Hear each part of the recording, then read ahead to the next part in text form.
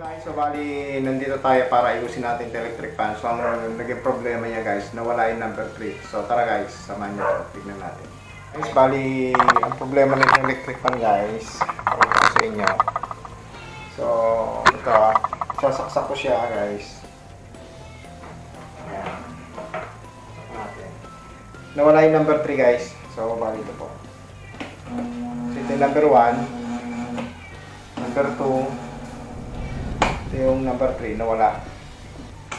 So tara buksan natin para malaman natin kung ano ito. So ito natin saksakan. Then ang kailangan dito guys, kuha ka ng Phillips screw. Buksan mo lang yung sa likod. Check natin guys kung ano naging problema nito. Gawin natin para sayang naman yung electric fan pagkatapon. Yun, so bali ito po. Yun o, napigtas. Sumiwalay na yun dun sa ano niya. Pakita ko sa inyo. Yan. Humiwalay na sa wiring. Ito siya. Ito. Naputol na rito. So, ang gagawin natin dyan, hihinahin po natin. Gagawin natin dyan ay kumuha tayo ng plies, pantalop dito. Yan. Hihinahin po natin yan.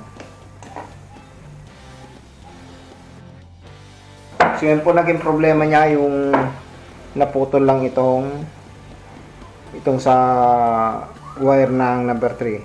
So hinahin muna natin. Yan.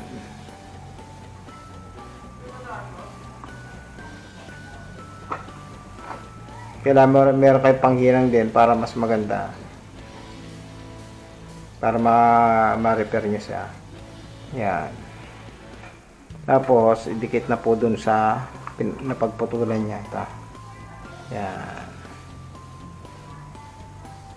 Okay. So, simple lang guys. So, testerin natin para makita natin kung okay na. Bali, yung tester po ilagay lang sa times 1 para sa continuity. So, tapos kunin niyo po yung pinaka-plug niya.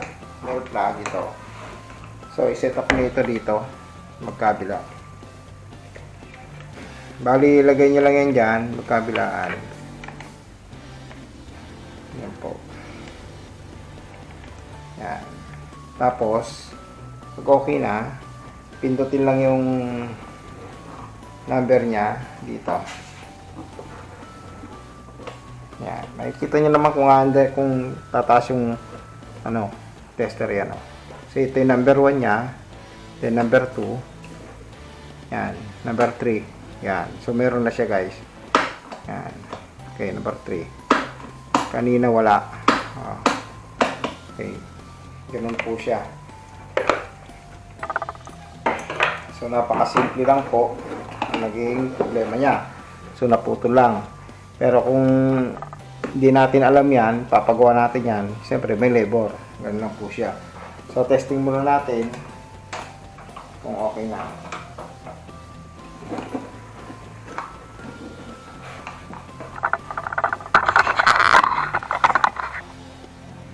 So yan po, bali yung 1, yung 2, yung 3. Okay. So, okay na siya guys. Then may tuturo na rin ako sa inyo pag limbawang kasi dagdag kaalaman. So, bali ito, so halimbawa ay gumana yung switch nyo, buo naman ito lahat, yung wire nakakabit buo naman. So may tuturo ako sa inyo na isang nagiging problema kung bakit ay gumana ang switch ng electric fan. Palasin lang ito, dalawang tornilyo ng switch. So yun po, pag nagkakalas po kayo nitong switch, make sure na nakabunot po yung saksakan nyo para hindi po kayo makuryente. Bali dyan po kasi nakapasok din yung line 1, line 2 ng power supply ng switch ng electric fan. So itong nakikita yung contact point na yan guys, bali linisin lang po yan. Nagkakaroon po kasi ng umido yan. So dyan po nagkakaproblema kaya ayaw gumana yung switch. So yan po yung sinasabi ko na nagkakaproblema. kaya ayaw gumana. So kuha ka ng liha, kahit anong number na liha, isingit lang po yung liha sa mga contact point nya, tapos lihain nyo po pa isa-isa. Ang importante po dyan, malinis po yung pinaka surface tsaka yung contact point. So okay na, dito naman tayo sa 2. Ganun din po yung pinaka number 3 nya. So yun, ganyan pong pag maintenance ng switch, kung sakaling ayaw gumana, nagkaroon umido dyan, yan. So yun po, bali isa pa, halimbawa nalinis mo na siya lahat, minsan kasi ito umaangat, nakaganyan, kahit nasabihin mo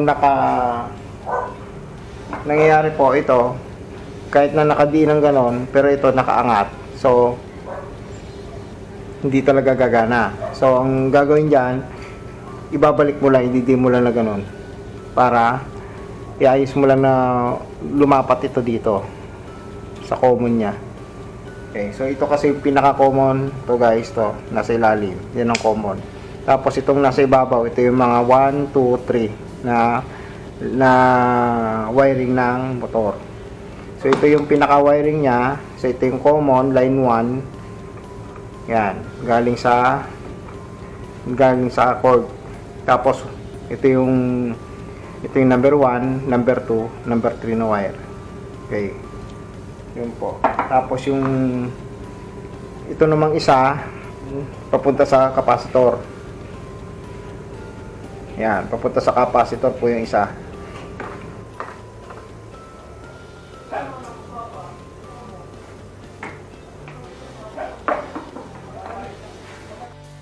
So yun po, balik na po natin yung switch.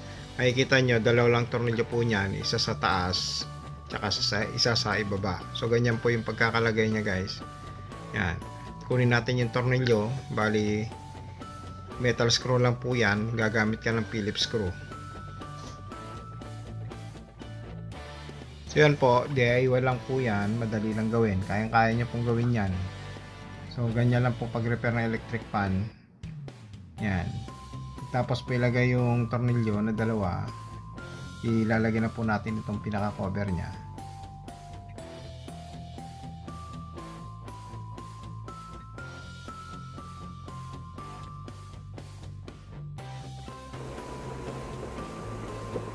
Okay, so yan, tapos na po siya. Then try po natin start ulit, panda rin. So yan po. Okay, number 1, number 2,